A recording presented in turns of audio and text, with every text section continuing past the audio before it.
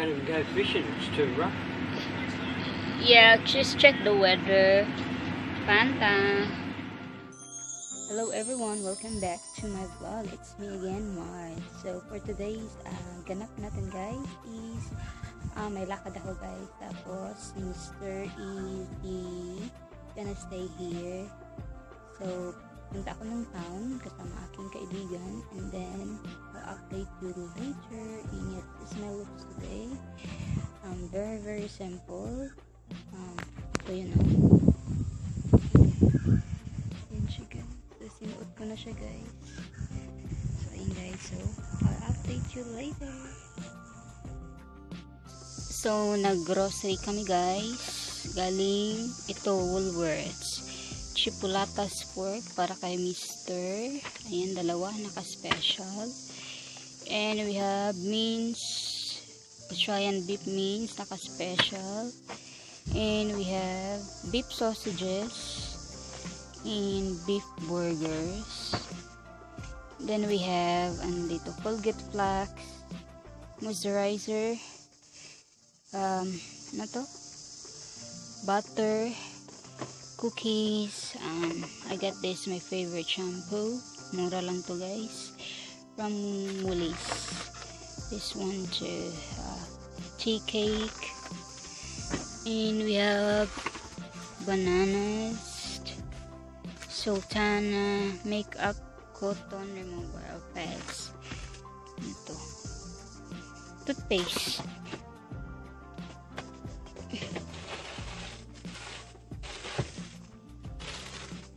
And spring onion. And juice na apple and mango pala.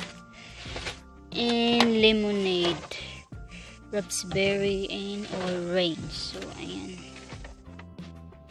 Hello people, I'll just got home guys, galing sa town, and magluto ako today guys. So for our lunch, and I have beef mince and puso. So ipapakita ko sa inyo guys. And then ano lang to, yeah, for lunch. And then may pupuntahan ako mamaya guys. So yeah. So guys, ito na ang ating puso. Nakat ko na sila. Ayan. And then this is the noodles. Ayan. And this is the puso guys. Oh, ayan. Yung mga balat ng puso. Or banana flour. So, tsaka guys, ito binigay pala to ng aking kaibigan na si Marj. Thank you be. Niluluto ko na be for lunch namin. So ayan. So ito na siya guys, ang ating finished product na puso, binataang puso. Ayan, with rice guys. So it's not spicy, and you can make it for your lunch or either dinner. But this is like a vegan, but slash siguro slight vegan, slight hindi, pero yeah, enjoy. Hi guys, this is the finished product. It's cooked na guys, ang ating beef pasta, my version, Marj beef pasta. So ayun na siya guys. Hey guys, this is a chicken schnitzel, my version. So I just put breadcrumbs, this one guys, coat with breadcrumbs and eggs. So ayan na siya guys. Tapos I put it in refrigerator for like 1 hour, 2 hours, and then I'm gonna cook this for our dinner. So this is our dinner guys, and homemade cooking tayo. This time wala kaming gala or hindi kami nag-take away this week. So ayan, magluto tayo guys. Let's do cooking. Chill.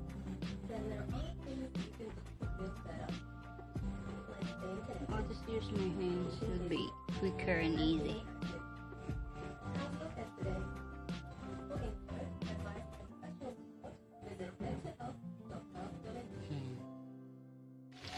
So ito na siya guys, ang looks ng ating chicken schnitzel.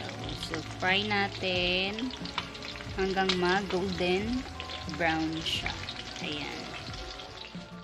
And also guys, this recipe I add garlic salt and pepper with the breadcrumbs. So, ayan.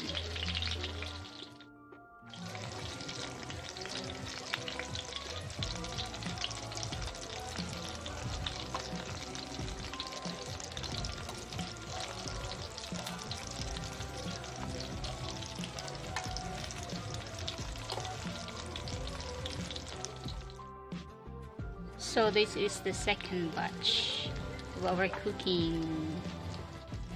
Oh, ayan. Actually guys, you can oven or fry. It's up to you.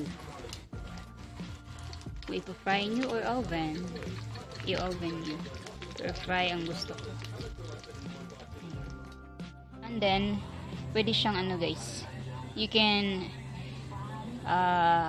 add a salad or veggie, but for now wala akong ilalagay or isasama dyan kasi yan na lang, nag veggie na kami kahapon. So ayan.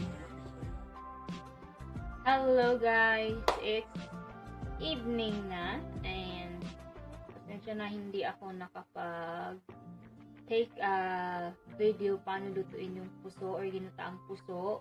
So may lakad kasi ako kanina guys and nagmamadali ako, and then yeah, puso is puso, that's for we call it in Bisaya puso, but in English we call it banana flour.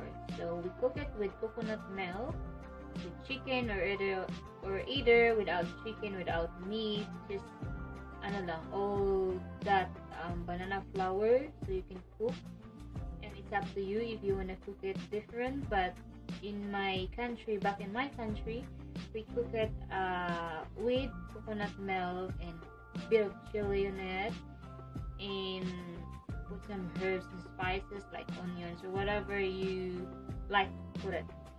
So yeah, I'm so sorry I didn't take a video how to cook it, but next time I will do it. I was just in a hurry this afternoon, and yeah. So I hope guys you like this video, and yeah, I'll do it better next time na i-show ko sa inyo step by step how you cook it, how you make it. So if you're new to my channel, please don't forget to like and subscribe, and please give a thumbs up, and see you on my next video. And please don't forget, stay beautiful, be strong, and be kind to the sea. See ya. Good night for now.